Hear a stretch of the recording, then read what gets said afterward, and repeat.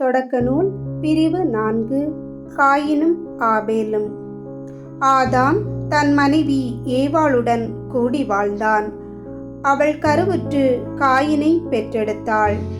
அவள், ஆண்டவர் அருளால் ஆண்மகன் ஒருவனை நான் பெற்றுள்ளேன் என்றாள். பின்பு அவள் அவன் சகோதரன் ஆபேலை பெற்றெடுத்தாள். ஆபேல் ஆடு மேய்ப்பவன் ஆனான். காயின் நிலத்தை பண்படுத்துபவன் ஆனான். சில நாட்கள் சென்றன. காயின் நிலத்தின் பலனிலிருந்து ஆண்டவருக்கு காணிக்கை கொண்டு வந்தான். ஆபேலும் தன் மந்தையிலிருந்து கொழுத்த தலையீர்களை கொண்டு வந்தான். ஆண்டவர் ஆபேலையும் அவன் காணிக்கையையும் கனிவுடன் கண்ணோக்கினார். ஆனால் காயினையும் அவன் காணிக்கையையும் அவர் கனிவுடன் கண்ணோக்கவில்லை. ஆகவே காயின் கடும் சினமுற்றான். அவன் முகம் வாடியது. ஆகவே ஆண்டவர் காயினிடம், நீ ஏன் சினமுற்றிருக்கிறாய்? உன் முகம் வாடியிருப்பது ஏன்? நீ நல்லது செய்தால் உயர்வடைவாய் அல்லவா? நீ நல்லது செய்யாவிட்டால் பாவம் உன்மேல் வேட்கை கொண்டு உன் வாயிலில் படுத்திருக்கும். நீ அதை அடக்கி ஆள வேண்டும் என்றார். காயின் தன் சகோதரன் ஆபேலிடம், நாம் வயல்வெளிக்கு போவோம் என்றான்.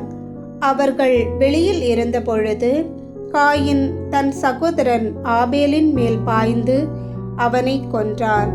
ஆண்டவர் காயினிடம், உன் சகோதரன் ஆபேல் எங்கே என்று கேட்டார். அதற்கு அவன், எனக்கு தெரியாது, நான் என்ன என் சகோதரனுக்கு காவலாளியோ என்றான். அதற்கு ஆண்டவர், நீ என்ன செய்துவிட்டாய்? உன் சகோதரனின் இரத்தத்தின் குரல் மண்ணிலிருந்து என்னை நோக்கி கதறிக் கொண்டிருக்கிறது. இப்பொழுது உன் கைகள் சிந்திய உன் சகோதரனின் இரத்தத்தை தன் வாய் திறந்து குடித்த மண்ணை முன்னிட்டு நீ சபிக்கப்பட்டிருக்கின்றாய்.